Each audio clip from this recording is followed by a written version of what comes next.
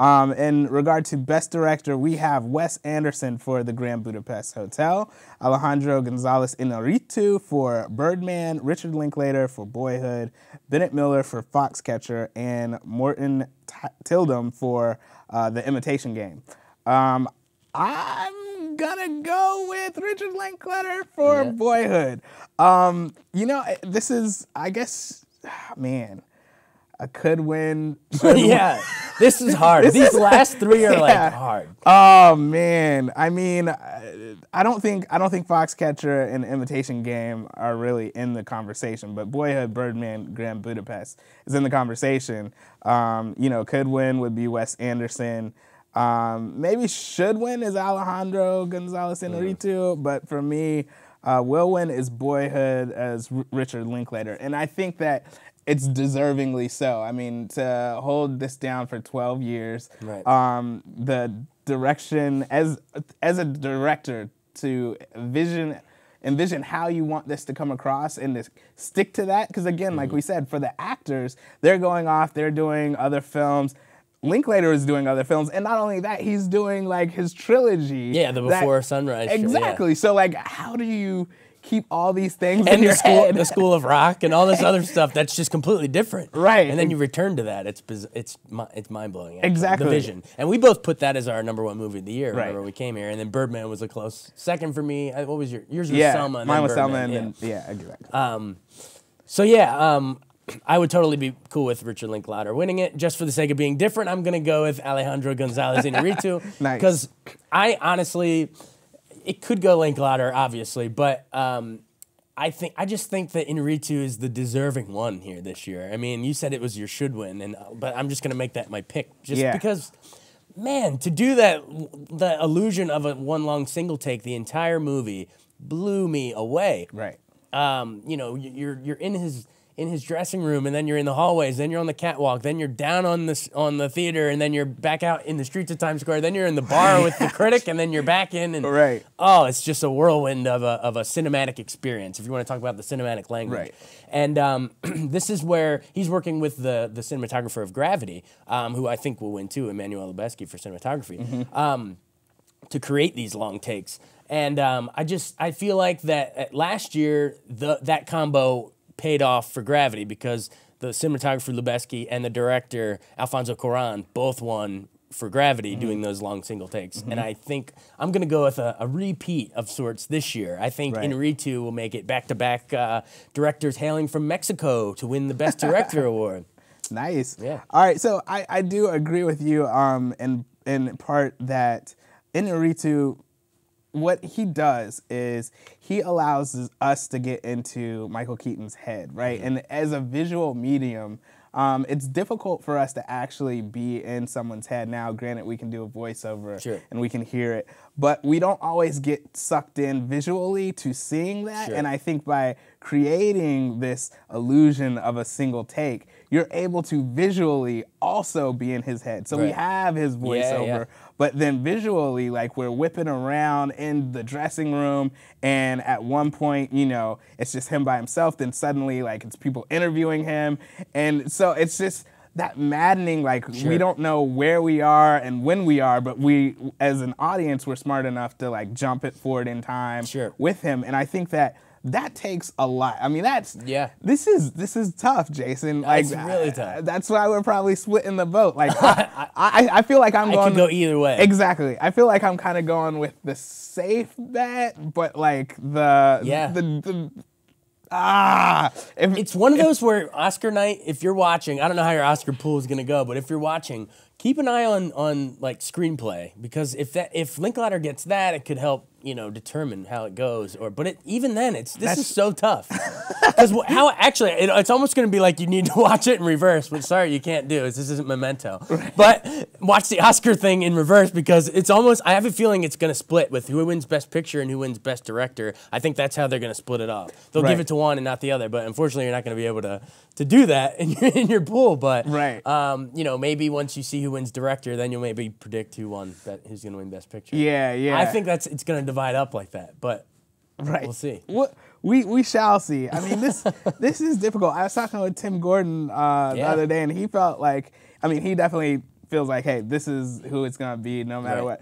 But I told him, I was like, once these nominations came out, there's some categories that I'm sure of, but like a category like this is just. That's why I think this year is going to be awesome, because in past years, you pretty much knew how things were breaking. I mean, last year I think everybody knew that 12 Years a Slave was gonna win. Right. I mean, I was a huge fan of American Hustle too, but everyone it was totally breaking that way. The previous year, Argo it was a dark horse, but it had done its dark horse run and won a bunch, so you still kind of predicted that. This year, I think it's a total toss-up where it could be Boyhood or Birdman in Best Picture. And I guess we're transitioning to that category. Yeah, exactly. So, did you have something else? No, I'm just saying it. That's why I think this year is going to be so fascinating to watch, because in the actor, director, and picture categories, it could go either way, and deservingly either way. I don't think it's necessarily an upset. You know? I don't think it's like Crash beating Brokeback type thing where there's outrage. I think people will be fine either way. Exactly. At least I would be. But I will say this, depending on how things go, either it's going to confirm the safe bets. Sure. Right? And just like, okay, this is how the Oscars are. The other this is how award it show goes. formula. Yeah, exactly. Yeah. Or it's going to say, hey, maybe the Academy is kind of waking up. Who knows? We'll see. Right. All right, so the reason that we stayed to the end of the telecast is the Best Picture. And the end of this Picture Lock show. Exactly. Hurry up, get to it. Somebody's like writing down there, right before they turn in their $5. Then in the actor and director categories, now they're scribbling out everything because we've gone back and forth on it. It's so hard. Exactly. All right. I got a funny story. I'll tell it later. Anyways, Best Picture. We got American Sniper, Birdman, Boyhood, The Grand Budapest Hotel, The Imitation Game, Selma, The Theory of Everything, and Whiplash. I think we kind of already said, but I'll say I think it's going to go to Boyhood. We've talked about it on the show before, just 12 years. And it doesn't, okay, so take away the quote-unquote gimmick of it being filmed over 12 years. Right. It is still a solid film. Coming-of-age story. Exactly, in which you can look at it and you can see aspects of yourself in the character, in the characters.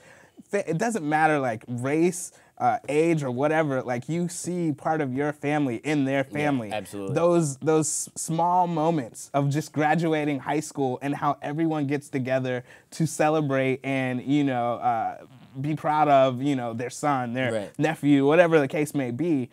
So there's so many relatable moments, and just as a film, just to watch this child grow up. Like I said, I felt like I'm really watching a documentary. I mean, it just felt like, wow, this is an incredible film. So yeah, that was definitely my choice for Best Picture.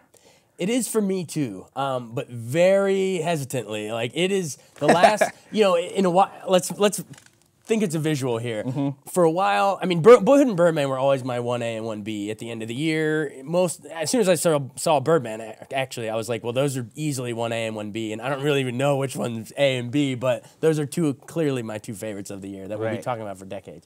But if we're thinking visually, it's almost as if all my chips were on Boyhood at the beginning of awards season. It wins at the Globes and I think at the Critics' Choice maybe. But slowly we've watched the chips fall off to Birdman. Exactly. At SAG it won, but I think that might be because their top prize is Best Ensemble. SAG is an actors category, and as an ensemble, it was a bit of a deeper bench than Boyhood. Although a great ensemble too. And then Birdman also won at the Producers Guild of America and at the Directors Guild. So that's why a lot of people are hesitant to call this one because it could easily be Birdman too. So it's one of those like the chips have been coming off, but I think just enough will be left for Boyhood. I'm hoping because I think this is the long-term one that we're gonna look back and remember. I mean, last year it was 12 Years a Slave, and this year it's 12 years of film. I like what you did there, Jason. All right, but I think you're right. I mean, at the same time, Boyhood is nominated for 6 awards, and then Birdman is nominated for 9, tied with Grand Budapest. And so, like you said, it does kind of have that momentum behind it. But I do think, like you're saying, that when we're gonna, for 2014 or the film that we put in the AFI, like it should be Boyhood. You like put it in the vault for all time. Yeah. Exactly, because 100 years from now, when people are watching movies in their eyes, Right. like it's true. Boyhood really just is a snapshot of a time, like 12 years, where not only is it, like we said, a coming of age story, but it also kind of is a time capsule for what was going on through each of those years. So yeah, I think overall, but like, if it had been another year, then definitely let's give it to Birdman. Absolutely. And so maybe the way I think it'll break down is that voters, because you're checking your ballot, you got to remember, put yourself in the mind of a voter. Right. You want to honor what's great, but at the same, it's so many are close that you kind of try to spread the love a little bit. So as you're checking, you're going to say, okay, I'm going to give Inarritu for director, and that'll be my Birdman or Michael Keaton or whatever. Right. But then Best Picture will be Boyhood. I feel like they're gonna. Those movies are so tight and both so great and all timers in my mind that I think they're gonna try to spread it out that way.